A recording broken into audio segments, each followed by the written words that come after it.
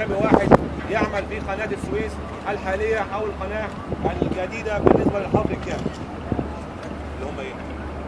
المناطق الفرعيه 4 وفي مدخلين عند الكيلومتر 60 والكيلومتر 95 يبقى 6.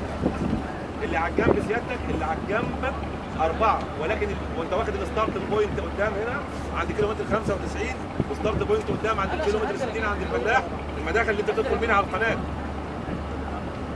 اللي تم حفرها احنا شغالين 4 6 شغالين على قدم وساق. احنا تقول 4 زائد 2 في المداخل.